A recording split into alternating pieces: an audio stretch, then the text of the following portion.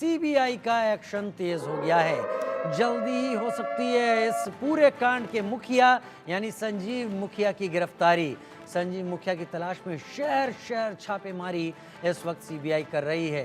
संजीव मुखिया NEET paper leak कांड का मास्टरमाइंड बताया जा रहा है। इस पूरे कांड से जुड़े हुए कई लोगों की गिरफ्तारी हो चुकी है। यहां तक कि संजीव मुखिया के राइट और लेफ्ट हैंड कहे जाने वाले लोग भी सीबीआई की गिरफ्त में आ चुके हैं, लेकिन अब तक संजीव मुखिया गायब है। जमीन खा गई या आसमान निकल गया, क्योंकि उसने गैजेट्स का इस्तेमाल बंद कर दिया है जिससे कि इलेक्ट्रॉनिक सर्विलांस से दायरे में आ पाए। उसने अपनी लोकेशन का मूवमेंट खत्म कर दिया है। शांत होकर कहीं ऐसी जगह छुपा है जहां पर अब धीरे धीरे जीरो इन कर रही है सीबीआई। उधर नीट पेपर लीक मामले में सीबीआई ने अपनी इन्वेस्टिगेशन तेज कर दी है। सूत्रों के अनुसार सीबीआई को नीट पेपर लीक के मास्टरमाइंड संजीव मुखिया के बारे में महत्वपूर्ण जानकारी मिली है और सीबीआई ने अपने सभी नेटवर्क को एक्टिव कर दिया है। देश के कई राज्यों में सीबीआई रेड भी कर सकती है। हमारे सहयोगी रितेश मिश्रा की रिपोर्ट देखिए।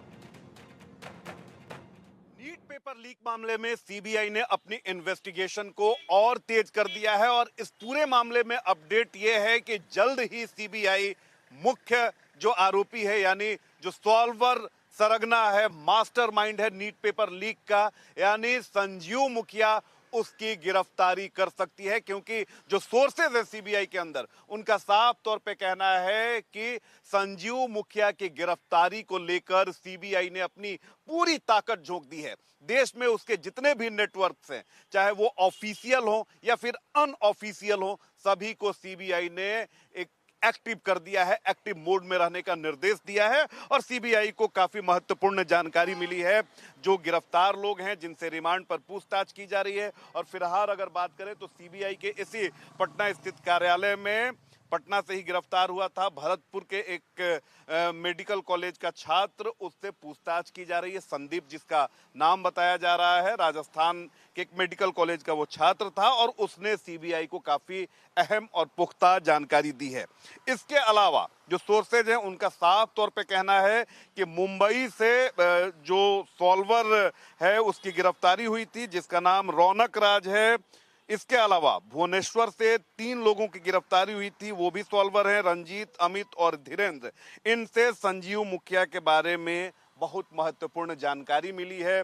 संदीप से फिलहाल रिमांड पर लेकर सीबीआई यहीं पर पूछताछ कर रही है। और इन सभी लोगों से जो खास तौर पर 4 जो नाम हैं, चाहे वो रौनक की बात करें जिसकी गिरफ्तारी मुंबई से हुई थी, इसके अलावा अगर बात करें धीरेन्द्र, अमित जिनकी गिरफ्तारी भुवनेश्वर उड़ीसा से हुई थी, इन लोगों ने सीबीआई को काफी महत्वपूर्ण जानकारी दी है। और उसी जानकारी को अब आधार बनाकर सीबीआई पूरे मामले को अब लीड कर रही है। 41 दिन हो चुके हैं सीबीआई जब से इस पूरे मामले को इन्वेस्टिगेट कर रही है और इन 41 दिनों में 41 लोगों को गिरफ्तार किया गया है और पहली चार्जशीट भी सीबीआई ने कोर्ट में सबमिट कर दी है, जिसमें 13 आरोपियों के नाम है। और सवाल उठने लगा था कि आखिर देश की सबसे तेज तर्रार संस्था है जो देश के 24 लाख बच्चों के भविष्य के मामले की जांच कर रही है, आखिर उसकी जांच की जद से क्यों अछूता रह जा रहा है संजीव मुखिया। लेकिन अब इस पूरे मामले में ये अपडेट है और ये खुशी वाली बात है कि सीबीआई बहुत जल्द संजीव मुखिया तक पहुंचने वाली है। और अगले 1 से 2 दिन बेहद महत्वपूर्ण है। जो सीबीआई के सोर्सेज हैं, उनका दावा है कि बहुत जल्द संजीव मुखिया गिरफ्त में होगा। और जब संजीव मुखिया गिरफ्त में आएगा, तब ये पता चल सकेगा कि नीट पेपर लीक कैसे हुआ। जो सबसे जो एग्जाम प्रतिष्ठित होता है, जहां पर लीक करना काफी मुश्किल होता है, आखिर एनटीए में उसने सेंधमारी कैसे कर दी और सेंधमारी उसने किसकी मदद से की। एनटीए में वो कौन से लोग बैठे हुए हैं जिसने संजीव मुखिया की मदद की और देश के 24 लाख बच्चों के भविष्य को दांव पर लगा दिया। अभिषेक के साथ रितेश मिश्रा, इंडिया न्यूज, पटना।